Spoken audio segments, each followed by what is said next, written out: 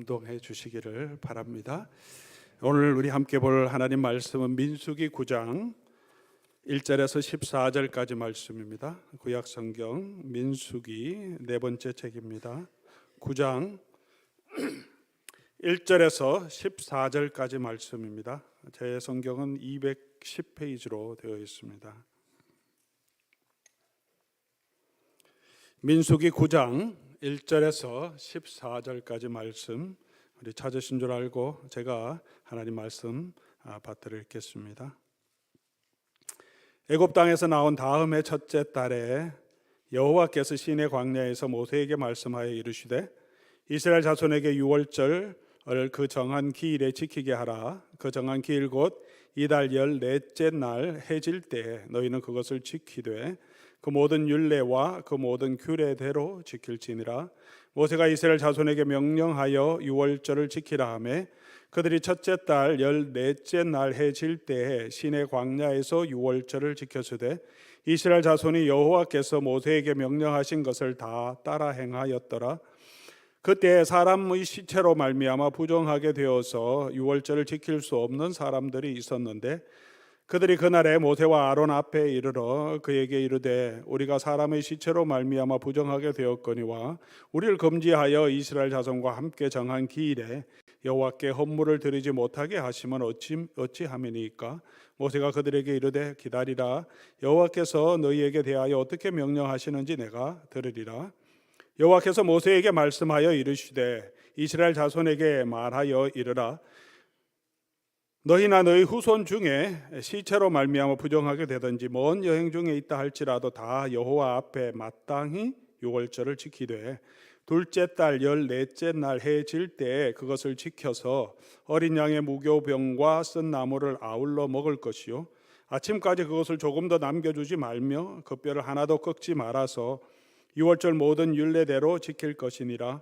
그러나 사람이 정결을 하기도 하고 여행 중에 있지 아니하면서 유월절을 지키지 아니하는 자는 그 백성 중에서 끊어지리니 이런 사람은 그 정한 기일에 여호와께 헌물을 드리지 아니하였은즉 그의 죄를 담당할지며 만일 타국인이 너희 중에 거류하여 여호와 앞에 유월절을 지키고자 하면 유월절 율례대로 그 규례를 따라서 행할지니 거류민에게나 본토인에게나 그 율례는 동일할 것이니라.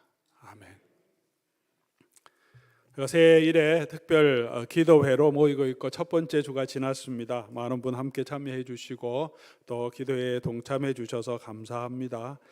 기도회 중에도 또 매일 말씀 묵상도 우리 계속 지어지기를 바랍니다. 오늘 우리 말씀은 이스라엘 백성들이 광야에서 처음 지킨 유월절에 대한 명령이며 그 내용을 기록하고 있습니다. 이스라엘 백성이 출애굽할 때 10번째 재앙과 연결돼서 유월절이 첫 번째 시행됐고 이제 1년 동안 이 시내 광야에 와서 그곳에서 율법을 받고 언약을 세우고 또 장막을 만들었잖아요. 그 장막 만들고 이제 모든 준비를 하고 제사 제도도 다 이제 받고 이제 행진할 준비를 하기 전에 이제 유월절을 지키고 이 행진을 시작하라 그렇게 말하고 있습니다.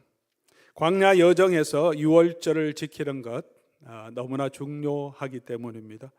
오늘 아침에 이스라엘 백성에게 유월절을 지키라고 하신 이 말씀이 오늘 저와 여러분에게는 어떤 의미가 있고 우리는 어떻게 이 하나님의 말씀을 우리에게 적용하여 지킬 수 있는지 그 의미를 함께 살펴보며 하나님께서 오늘 이 아침에 우리에게 주시는 그 은혜를 살펴보려고 합니다. 먼저 가장 중요한 하나님의 명령은 유월절을 지키라고 하시는 말씀이죠. 이게 핵심 포인트입니다. 오늘 본문에 가장 많이 나오는 내용이죠. 지키게 하라, 지키라, 지켰으니 이렇게 지키라 계속 말씀합니다. 유월절을 지키라고 말씀하셨습니다. 유월절은 이스라엘 백성에게는 어떤 의미가 있기 때문에 지키라고 하신 것입니까? 어린 양의 피를 그 문 임방 설주에 이렇게 바르고 그 안에서 그 어린 양의 고기를 먹고 무교병을 먹고 썬나물을 먹으면서 그 밤을 지내라고 하는데 그렇게 지내면서 하나님 멸하시는 사자가 들어와서 멸하는 것 그것을 그것으로부터 구원해 주는 하나님의 구원의 날입니다. 언약의 피, 어린 양의 피가 그 아래에 있는 자를 덮어서 구원해 준 그날이죠. 이 유월절이 사실은 모든 재앙보다 가장 중요한 재앙입니다. 이 유월절을 통해서 이스라엘 백성이 죽음에서 생명, 구원을 얻었고 또 이 노예되었던 애굽 땅에서 자유함을 얻게 된 핵심적인 날입니다. 이 유월절은 어떤 의미가 있냐면 출애굽기 12장 23절 보면 여호와께서 애굽 사람에게 재앙을 내리려고 지나가실 때에 문 임방 좌우 설주의 피를 보시면 여호와께서 그 문을 넘으시며 멸하는 자가 너희 집에 들어가서 너희를 치지 못하게 하라, 이렇게 말하죠. 이게 핵심 내용입니다. 여호와께서 그 문을 넘으시면, 그래서 Passover, 그렇게 유월절이라고 이름을 하고 있습니다. 그런데 이게 넘으셨다, 이 말은 히브리 말로는 페사라는 단어를 사용하는데, 넘으셨다는 말은 그냥 일반적으로 쓸 때는 그 쩔뚝거리며 뛰다, 뛰어넘다, 이런 의미입니다. 그래서 뛰어넘었다, 이 말은 이렇게 여기서 해석이 되는 거죠. 그러나 문맥에 따라서는 어떤 때는 보호하다라는, 덮어주다라는 말로도 사용됩니다. 이사야서 31장 5절 보면 이게 뛰어넘지만, 이 뛰어넘는 것은 새가 날개치며 그 새끼를 보호함 같이 여호와께서 예루살렘을, 오늘 우리가 예루살렘아 이렇게 우리 찬양을 드렸는데, 호위하며 건지며 뛰어넘어 구원한다. 여기서 뛰어넘어, 이 단어 똑같은 아까 출애굽에서 나왔던 페사라는 단어, 동사를 사용합니다. 뛰어넘어 구원했다. 여호와께서 뛰게 하시는 분도 아니고 뛰어넘어 구원했다는 게 뭡니까? 앞에 나오는 내용에 연결되는 거죠. 새가 날개치며, 어미새가, 새끼 새가 둥지에 있는데 뱀이 오든지 다른 큰 새가 와서 그것을 먹으려고 하면 어미새가 어떻게 합니까? 막 날아다니면서 그 위를 이렇게 막 뛰어다니면서 이렇게 보호하듯이 여호와께서 예루살렘 위에 왔다 갔다 하시면서 덮어서 아무도 못하게, 닭이 자기 병아리들을 날개에 덮어서 보호해 주듯이, 여호와께서 광야 기간 가는 동안에 말씀하시죠. 독수리가 날개로 덮어서 그 아래 보호하듯이 여호와께서 이스라엘 백성을 덮어서 구원해 주셨다. 이게 하나님의 구원의 의미인데, 여기서 다시 출애굽기로 12장으로 가면 여호와와 이 멸하는 자 이렇게 따로 나옵니다. 여호와께서 심판하시지만, 멸하는 자를 보내서 심판하시면 23절에 보니까 여호와께서 오시고 여호와께서 그 문을 폐쇄하시고 그리고 멸하는 자가 들어오지 못하게 하신다, 이렇게 표현한 것은 여호와께서 넘어서 그냥 가시는 게 아니라 뛰어넘으며 호위하며 그거를 덮고 계신다. 이게 맞는 거죠. 여호와께서 그 피를 보시고 여기는 들어가면 안 된다. 그래서 멸하는 자 여기는 들어가지 마, 지키고 문 앞에 지키고 계신가. 유월절은 그런 이중적인 의미가 있습니다. 우리가 성경 안에서 잘 나타나지만 재앙은 넘어갔고, 그리고 이스라엘 백성은 보호되었고. 무엇 때문에 보호됩니까? 피 때문에. 그래서 유월절은 오실 예수 그리스도의 구원을 우리에게 보여주고 예표하는 것이다. 성경이 그렇게 우리에게 말해줍니다. 고린도전서 5장 7절에는 예수님이 바로 유월절 양이라고 분명하게 말씀하십니다.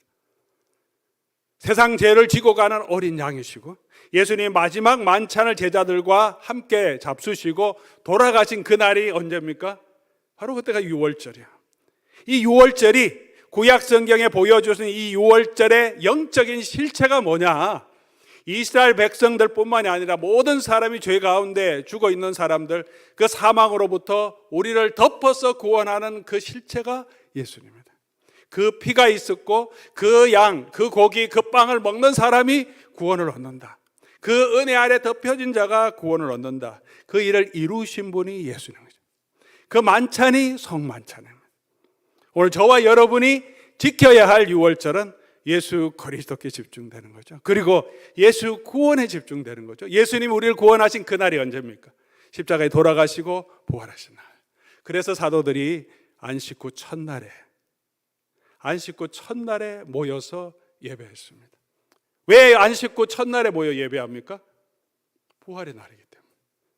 우리가 죄와 사망에서 자유함을 얻은 그날을 기억하고 그날에 뭐 했습니까? 예배하고 성찬을 나눴습니다. 예수님께서 6월절 마지막 만찬을 제자들과 잡수시면서 새 언약을 베푸시는데 그 새 언약의 6월절 만찬이 바로 성찬이죠. 안식 후 첫날에 하셨습니다. 그러므로 주일 예배, 안식 후 첫날 드리는 주의 날에 드리는 이 예배가 우리가 신약 성도가 드리는 6월절의 절기, 우리가 지켜야 한 6월절의 절기인 것입니다. 교회에 이렇게 많습니다. 부활절도 있고 추수감사절도 있고 또 성탄절도 있습니다.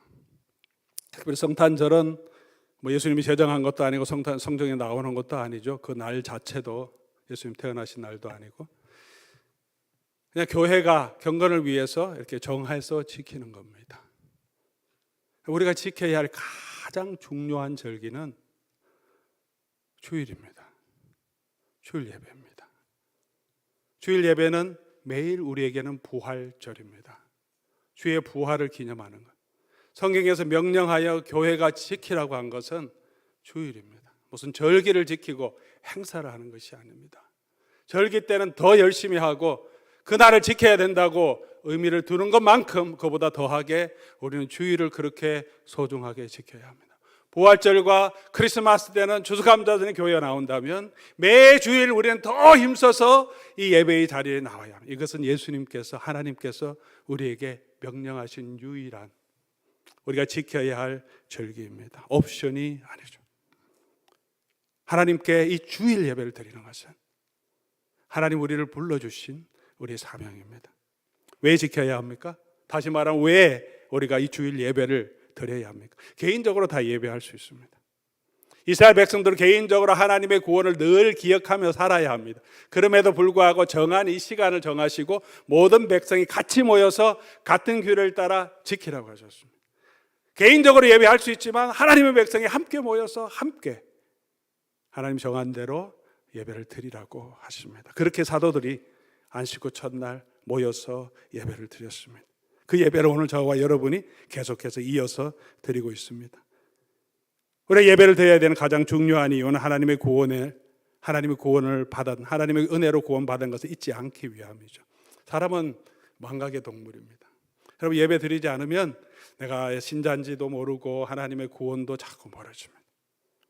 한 일주일 지나면 잊어버리기 때문에 딱 일주일 이 사이클을 통해서 하나님 앞에 나와서 예배하기를 원하십니다. 의도적으로 기억하지 않으면 우리는 자주 잊어버리기 때문에 그렇습니다. 그 은혜를 기억해야 되고 그리스도 안에 있는 소망을 기억하고 우리 하나님 우리와 함께 하심을 기억해야 우리가 광야와 같은 이 세상을 믿음으로 걸어갈 수 있습니다. 그래서 이 예배가 그렇게 중요한 것입니다. 예배는 또한 그 백성의 정체성과 사명을 다시 기억하게 하는 도구입니다. 6월절이 그랬습니다. 6월절 하나님의 언약을 기억하는 것입니다. 출애굽기 19장 5절 6절에 하나님께서 6월절 주시고 구원하시고 언약을 맺으실 때 이렇게 말합니다. 너희는 내가 너희를 구속했어. 세계가 다 내게 속하였고 너희가 내 말을 잘 듣고 내 언약을 지키면 모든 민족 중에 내 소유가 되겠고 너희가 내게 대하여 제사장 나라가 되며 거룩한 백성이 되리라. 이스라엘 백성 6월절을 지킴으로써 우리는 하나님의 백성이다. 우리는 하나님의 거룩한 백성이다 하는 것을 자기의 정체성을 기억하는 거예요. 우리는 유민이 아니다. 우리는 하나님의 백성이고 또 우리는 하나님이 주신 사명을 가집니다. 열방의 제사장 나라로 하나님 세워주셨음을 이 6월절을 통하여서 율법을 통하여서 기억하는 것입니다. 주일 예배를 통해서 우리가 기억하는 게 뭡니까? 하나님의 구원을 기억하면서 우리는 그런 구원받은 사람이다. 나는 하나님의 자녀다. 하나님이 나와 함께 하신다. 하나님이 나를 구원하셨다. 그것을 다시 기억하는 것입니다. 사랑하는 우리 교우 여러분, 우리는 택하신 족속, 왕 같은 제사장이라고 합니다. 세상에 살아갈 때는 그런 느낌이 잘 안 듭니다. 여러분, 직업에, 생업에서, 가정에서 우리가 살아가면서 다 내가 왕 같은 제사장이다. 그렇게 생각 안 들고 참 힘들게 바둥바둥하며 살아갈 수밖에 없습니다. 다시 기억하도록 주일날 이 예배에 나와서 하나님 나를 이만큼 사랑하셨고 나는 하나님의 백성이다. 나는 아무것도 아닌 존재가 아니다. 하나님 이처럼 사랑하셨고 왕같은 제사장임을 기억해야 우리가 이 세상에서 믿음으로 살아갈 수 있지 않겠습니까? 누구도 우리를 함부로 할 수 없고 또 우리가 함부로 살아서는 안 될 존재임을 기억해야 합니다.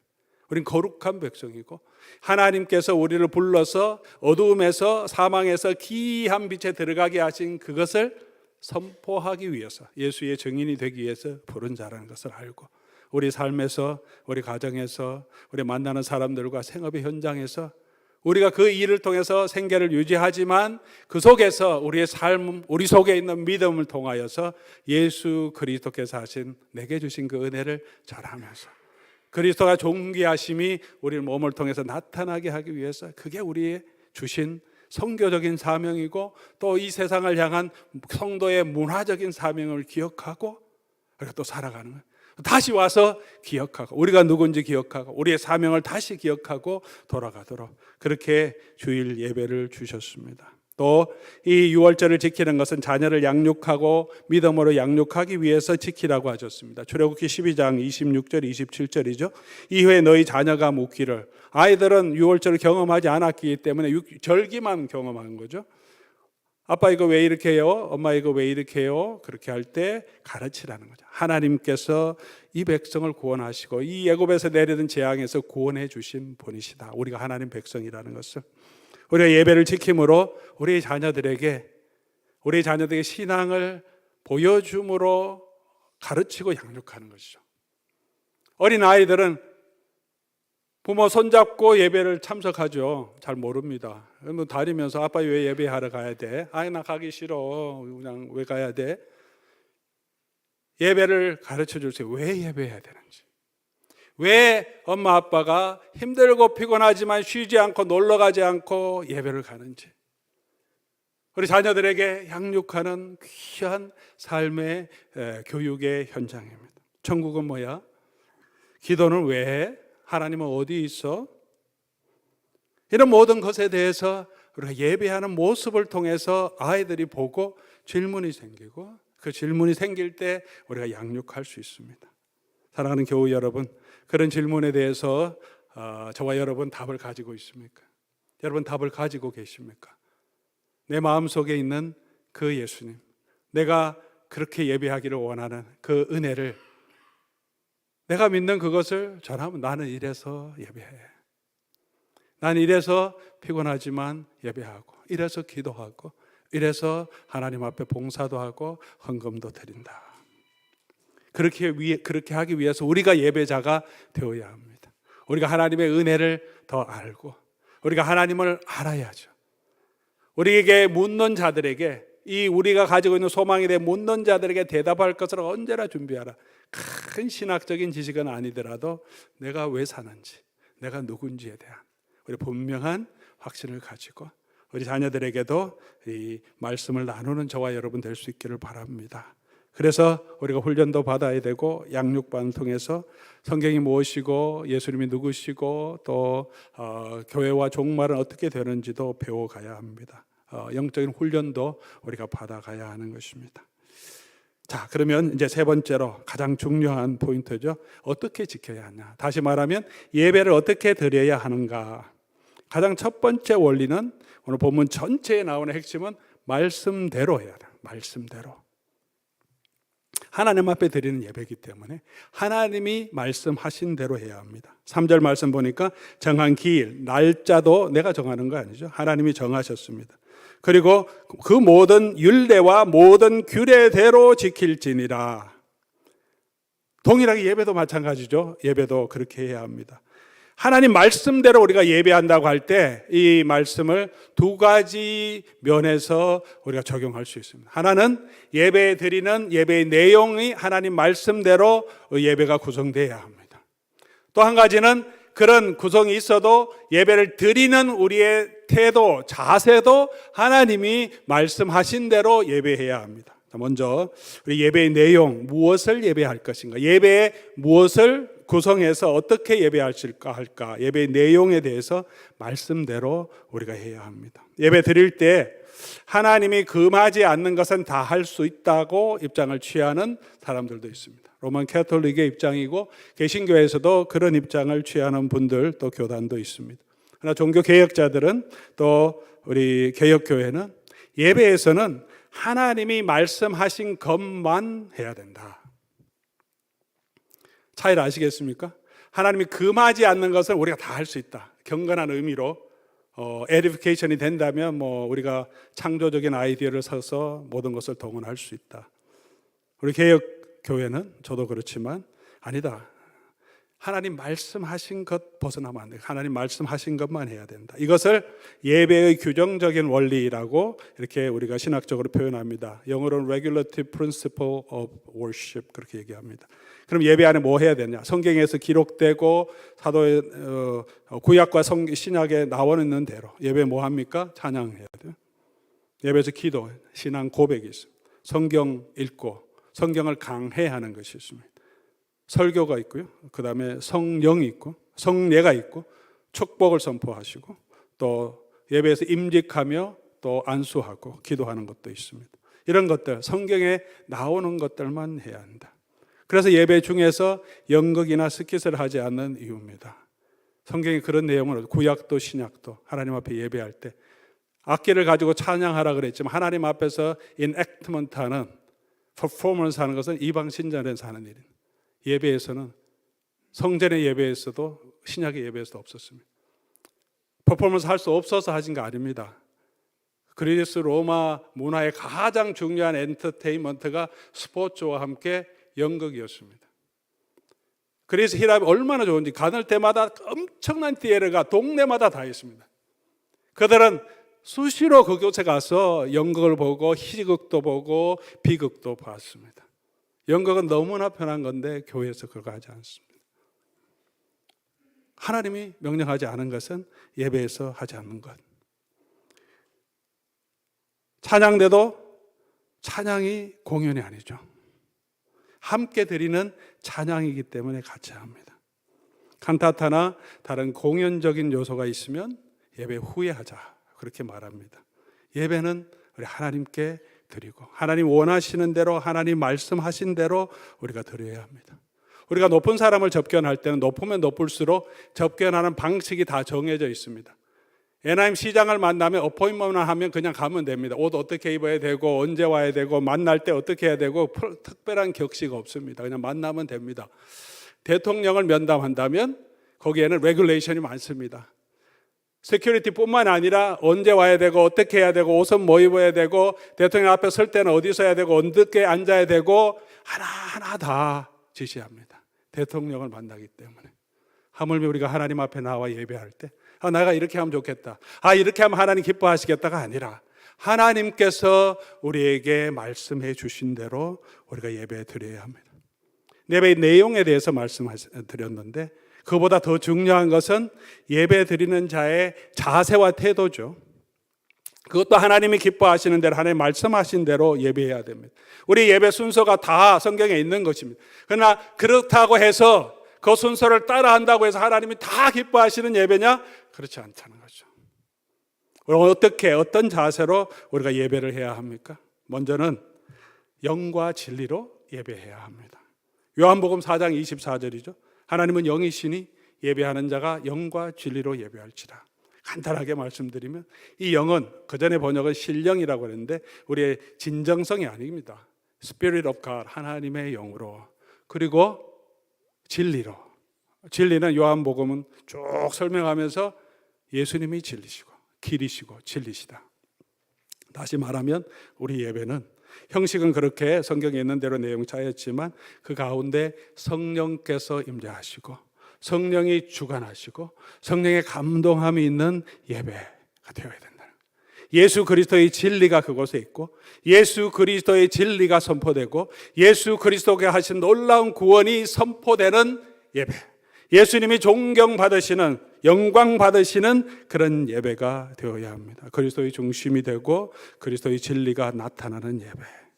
사람들이 모여서 감동을 받고 서로 즐거워하고 위로를 얻는 것, 그건 공연이 될 수도 있습니다.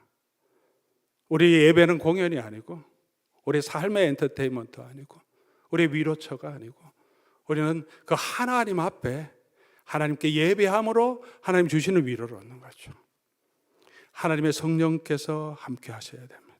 성령의 감화 감동이 있는 예배가 되어야 됩니다. 그리스도의 진리가 드러나야 합니다. 이런 예배를 드리기 위해서 우리가 할 수 있는 게 뭡니까? 성령이 하시는 일을 우리가 조절할 수 있는 것은 없습니다. 우리가 할 수 있는 것은 다만 기도뿐이죠. 기도해야 합니다. 성령께서 오늘 예배에 함께 하시도록, 이 말씀을 준비하는데 성령께서 감화 감동으로 저를 붙들어 주시고 성도들의 들리는 그 영혼에 함께 하시도록 내가 할 수 있는 것은, 저희가 할 수 있는 것은 기도죠. 그래서 기도가 중요합니다. 예배를 위해서 기도해야 합니다. 여러분, 예배 자를 위해서 인도하는 사람, 예배 맡은 모든 분들이 정말 성령으로 함께하며 성령의 감동함으로 이 예배가 드려질 수 있다. 시작부터 끝까지 성령의 임재가 이곳에 느껴질 수 있도록 우리가 할 수 있는 것은 기도예요. 그래서 기도해야 합니다. 그래서 조금 더 일찍 오실 필요가 있습니다. 시간 맞춰 오는 것이 아니라 한 20분 정도 일찍 오셔서 30분에 시작하는데 20분까지 내가 도착한다. 10분 정도는 예배자를 위해서, 설교자를 위해서, 찬양대를 위해서, 기도자를 위해서, 함께하는 성도들을 위해서, 나를 위해서 하나님 오늘도 성령의 감동이 있는 예배가 되게 하시고 이 예배를 받아주십시오. 그런 기도가 우리에게 필요합니다. 예배는 영으로, 이 예수 그리스도의 진리로 우리가 예배해야 합니다. 두 번째로 마음을 다해서 드려야 합니다. 마음을 다해서. 그건 우리가 할 수 있는 거죠. 우리 마음을 드리는 건 우리가 할 수 있어요. 성령이 하신 것은 기도할 수밖에 없고 성령께서 역사하도록 맡길 수밖에 없고요. 우리 마음을 다하고 목숨을 다하고 뜻을 다하여 주 너희 하나님을 사랑하라. 평상시 삶에도 먹든지 마시든지 무엇을 하든지 하나님 영광이었는데 예배 시간에는 더해줘. 우리 마음을 다해서 예배해야 합니다. 사랑하는 우리 교회 여러분, 오늘 이 시간 예배 드릴 때 여러분 마음을 다해서 우리 하나님 앞에 예배 드리고 있습니까? 우리 찬양대원들, 우리 찬양을 할 때 마음을 다해서 목소리도 다 해서 오늘 주님께 영광을 노래했습니다. 그렇게 하셨죠? 네. 찬양 후에는 어떻습니까? 찬양하고 나면 내 할 일 다 했다 이런 마음을 가지고 좀 편안하게 계시기도 하고 설교는 성도님 은혜 받겠지, 우리가 찬양 잘했으니 이런 게 아니라 우리가 계속해서 찬양할 때 드린 그 마음으로 끝까지 예배를 하나님 앞에 드릴 때 그 찬양을 하나님 영광스럽게 받으시지 않겠습니까? 우리 마음을 다해야 합니다. 기도할 때도 우리가 마음을 다해서 기도해요. 대표 기도하지만 함께 마음을 다해야 하고, 찬양할 때도 여러분 마음을 다해서 우리 함께 찬양해야 합니다. 신앙 고백할 때도 마찬가지죠. 신앙 고백은 고백이 기도가 아닙니다. 눈 뜨고 하셔도 됩니다. 보고 하셔야 됩니다. 눈 감고 하셔도 되고요. 그러나 이 고백의 의미를 생각해야 합니다. 전능하사 천지를 만드신 하나님 아버지를 내가 믿습니다. 그것이 무슨 의미인지, 그것은 내가 그렇게 믿고 그의 아들 예수 그리스도를 믿는다고, 성도의 교제와 부활과 다시 오실 주님을 믿습니다. 우리 마음을 다해서 우리가 신앙 고백을 하는 것입니다. 우리가 마음을 다할 때 또 우리에게 있어야 되는 것은 열심만이 아니라, 최선만이 아니라 순전함과 진실함도 있어야 합니다. 고린도전서 5장 8절에 우리 성찬에 대한 이야기잖아요. 순전함과 진실함으로 하라. 성찬도 그렇게 해야 되고, 성찬이 예배의 아주 중요한 부분이, 우리 예배도 우리 마음이 순전함과 진실함으로 해야 합니다.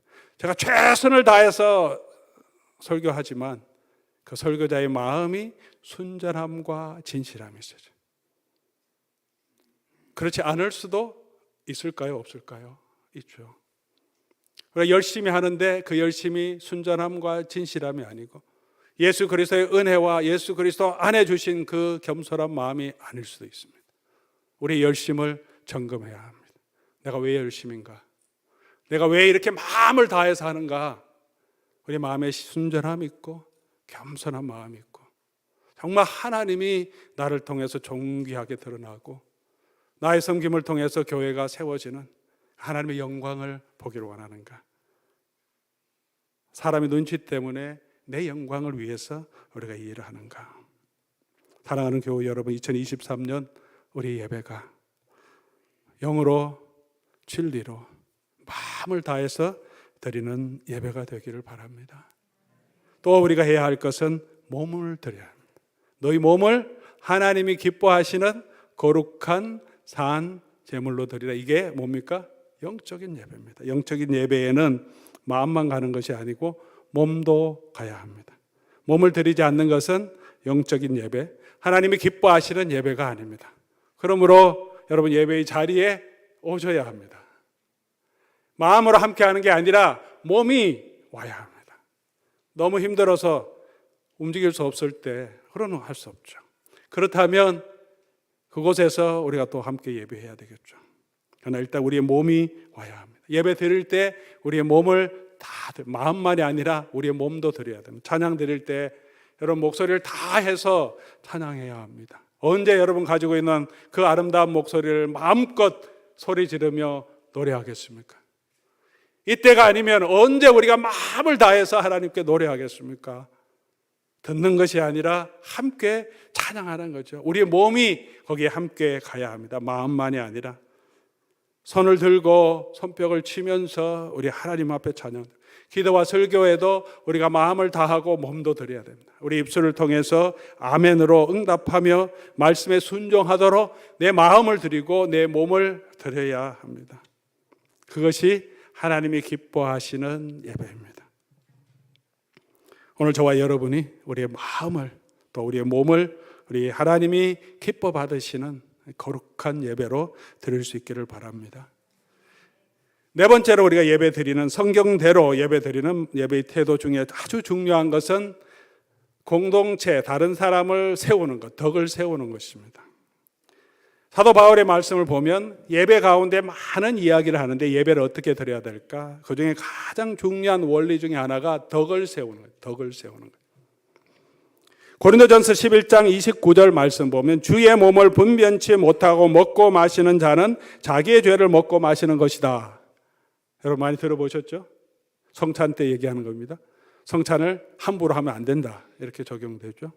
그 함부로가 이 나와 있는 성찬을 귀하게 여기고 떨어진 거 다 주워 먹고 뭐 이런 것도 귀하게 여기는 것도 있지만 이 함부로 성찬을 함부로 하지 말라고 하신 이 말씀은 그 당시에는 성찬과 애찬 식사가 함께 이루어졌습니다. 함부로 하는 건 뭐냐 하면 다른 사람이 오기 전에 먼저 그 떡을 가져다가 먼저 온 사람들이 다 먹었어요. 음식이 모자라요. 나중에 온 사람은 줄이게 되는 거죠. 그래서 사도 바울이 지금 얘기하는 겁니다. 함부로 하지 말라. 주의 몸을 함부로 분변치 않고 먹지 말고 서로를 돌아보면서 누가 왔는지, 다 왔는지, 어느 정도로 내가 참여하는 것이 좋은지 다 모두가 함께 참여할 수 있도록 그렇게 하라는 거죠. 공동체를 돌아보라는 예배할 때. 고린도전서 14장 4절에는 성령의 은사에 대해서 얘기하면서 방언은 자기 덕을 세우는 거다. 자기만 알아들으니까. 자기도 모르지만 자기 영혼의 위로가 있으니까. 그러나 예언하는 것은 교회의 덕이 있다. 이 예언은 분명한 말로 성도들을 하나님의 말씀으로 권면하는 것을 예언이라고 말합니다. 예언. 교회에서 성적, 공적인 예배에서는 방언 집에서 혼자 하고 혼자 기도할 때 공적인 자리에서는 모두가 알아듣고 이해하고 덕이 되는 것을 하라는 것입니다. 우리가 공적인 예배에서 서로 덕을 세우는 것은 어떤 것이, 서로를 돌아보는 것은 어떤 부분이 있겠습니까? 너무나 어쩌면 유치할 수도 있는 그런 이야기지만 너무나 작은 것이지만 우리의 자리를 앉는 것에서도 서로를 배려할 수 있는 공동체의 덕을 세울 수 있는 방법이 있는 것 같습니다. 내가 먼저 왔으면 내가 제일 좋은 자리 아무도 없으니까 상석에 딱 앉고 제일 좋은 자리에 앉는 것이 아니라 내가 좀 앞에 앉고 가장자리에 앉는 것이 아니라 가운데 앉아서 뒤에 오는 분들이 편하게 들어와서 앉을 수 있도록 뭐 늦게 오는 분들이 빨리 와야지 뭐 자기가 빨리 잡아야지 이런 게 아니라 늦게 오는 분들이 늘 아이도 많고 준비할 것도 많고 어느 경우에는 믿음이 좀 부족한 분들도 많이 있지 않습니까? 우리 현재 상황을 보면 늦게 오시면 자리 찾기가 힘듭니다. 뒤가 다 차 있어서 뭐 제가 여기서 보니까 막 어리둥절하고 당황하고 앞으로 오기도 미안하고 이렇게 돌아서 뒤에 들어가야 됩니다. 여러분 내가 조금 앞으로 앉으면 뒤에 오는 분들이 편하게 앉을 수 있죠. 우리 교회 세링이 약간 뒤로 올라가서 중간 뒤쪽에 앉는 것이 목회자 마주 보기도 좋고 여러분 제일 편한 자리입니다. 로얄석이죠. 중간쯤에서 뒤쪽이. 앞에 오면 약간 고개를 들어야 하니까 조금 불편하기도 합니다.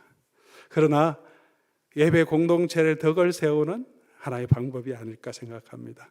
내 자리에 앉았다고 우리 눈치 주고 어떤 때는 막 찌르기도 하고 그러지 말고, 그런 건 없겠지만 그래도 우리는 참 예의 바르니까 우리 이제 예배는 다 드리고 나가실 때 조용히 불러서 거기는 내 자리니까요, 다음엔 다른 데 앉아주시면 좋겠습니다, 이렇게. 너무 예의 바른 그런 분도 계시겠지만 그래도 그분이 거기 앉기 편하시하면 내가 다른 데 앉으면 얼마나 좋습니까? 오직 그게 배려하는 마음이 아니겠습니까? 성도를 돌아보는 거죠. 하나님 그런 마음을 기뻐하신다는 거죠. 또 한 가지 더 우리가 덕을 세우는 아주 중요한 것은 우리 옷차림입니다. 디모데전서 2장 9절이죠. 또 이와 같이 여자들도 단정하게 옷을 입으며 소박함과 정절함으로 자기를 단정하고 따은 머리, 금이나 진주, 값진 옷으로 하지 말고. 이 디모데전서 2장도 예배, 공적인 예배에서 사도 바울이 인스트럭션을 주는 거죠.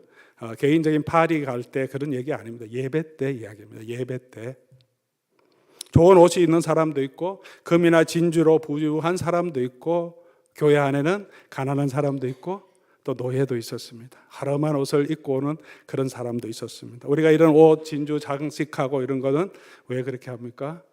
우리를 자랑하려고 하는 거죠. 원리는 여자들에게 말했지만 남자에게 동일하게 적용되죠. 단정하게 하라. 그리고 다른 사람 좀 생각해라. 네가 가지고 있다고, 내가 좋은 옷 있다고, 나는 이거밖에 없어요, 그럴 것이 아니라 다른 사람을 생각하라, 그런 거죠. 단정하게 옷을 입고 몸 단장을 하라.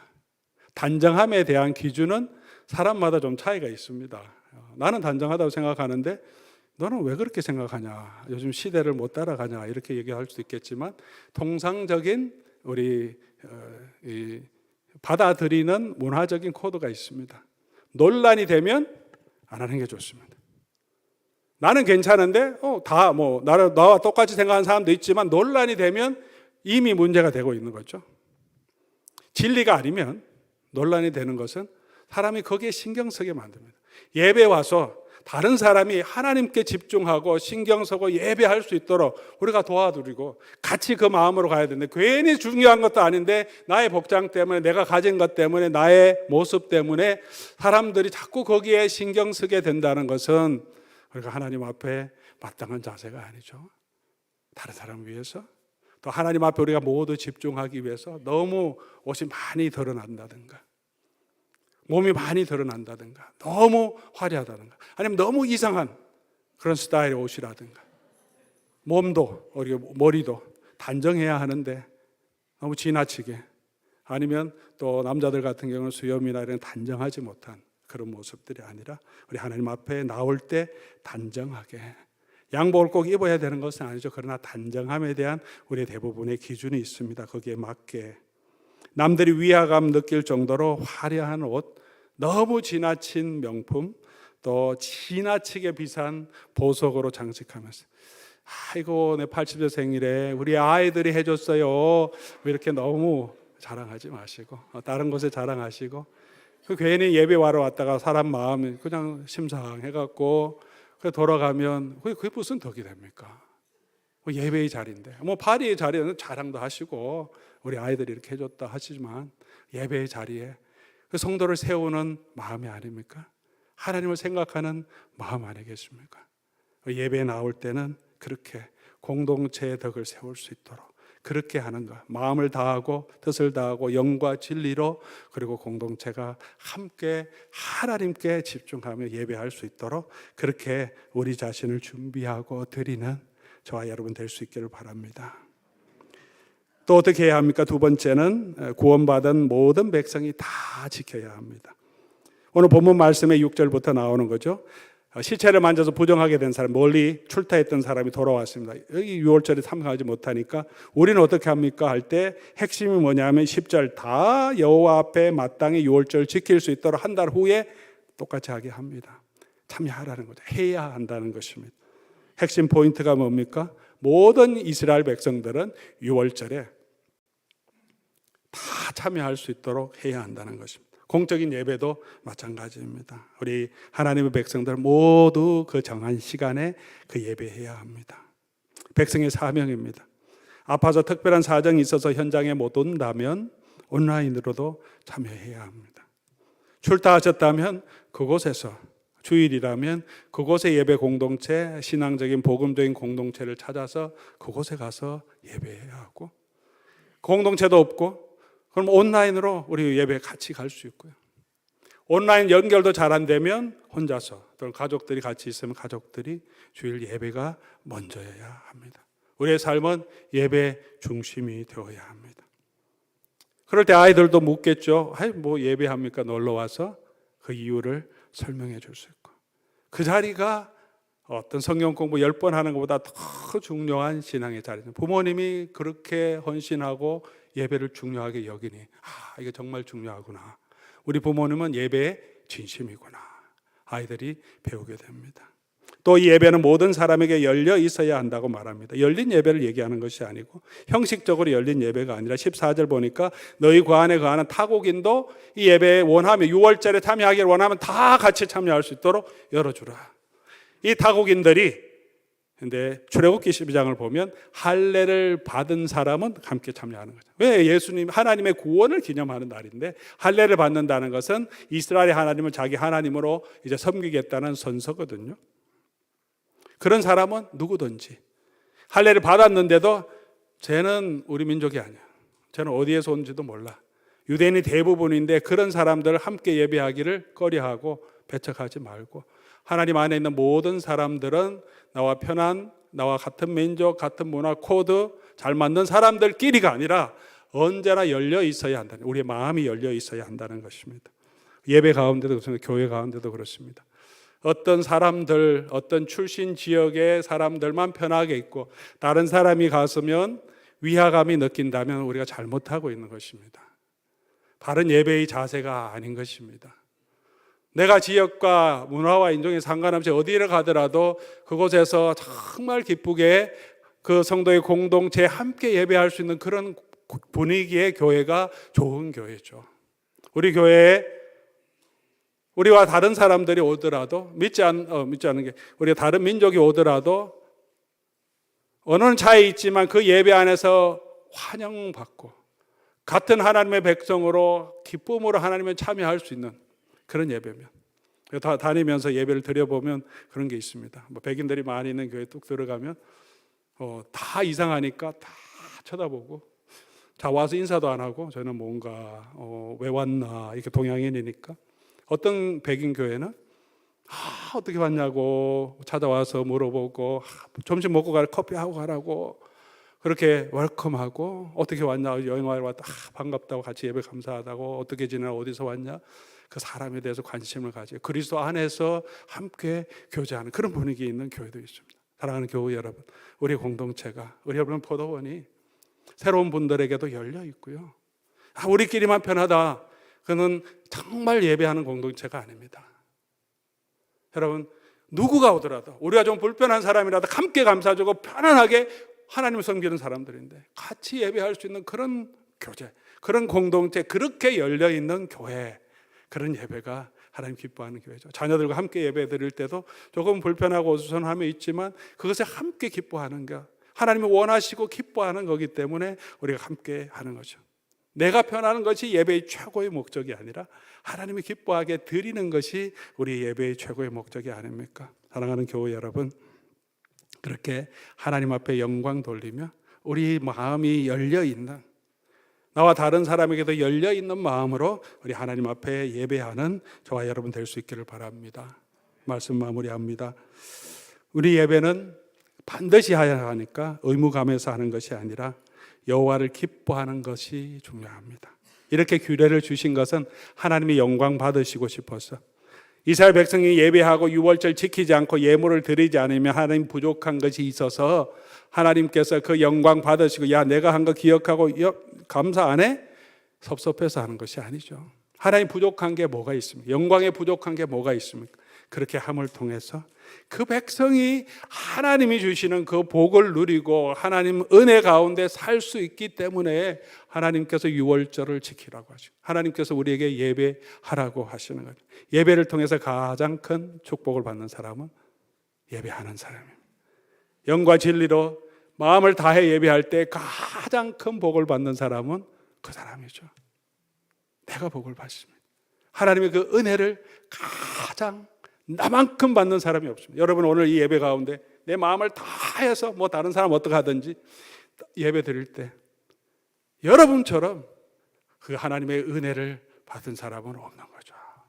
우리를 위해서 우리에게 복을 주시기 위해서 축복의 통로로 하나님 예배하라고 하십니다.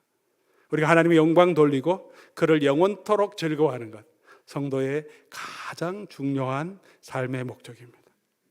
예배에서 그것이 이루어지기를 원합니다. 하나님께 영광 돌리고 그 하나님을 내가 나를 구원한 여호와로 인하여 즐거워하는 최고의 예배일 것입니다. 2023년 우리 로뎀교회 예배 이전에도 은혜 주셨지만 더 놀라운 하나님의 은혜와 성령의 감동함이 있기를 바랍니다. 우리 하나님의 영광 돌리고 그 하나님의 은혜와 축복이 저와 여러분 가운데 함께 있어서 우리의 삶의 회복의 역사가 나타나기를 바랍니다. 여러분 삶의 예배가 무너진 부분이 있다면 세배 태도가 잘못된 부분이 있다면 고쳐주고 다시 새롭게 해서 우리 예배가 회복되고 우리의 삶이 회복되어서 하나님이 주시고 예비하신 그 은혜를 그 기쁨을 우리가 함께 맛보는 2023년이 되기를 주의 이름으로 간절히 소원합니다. 우리 예수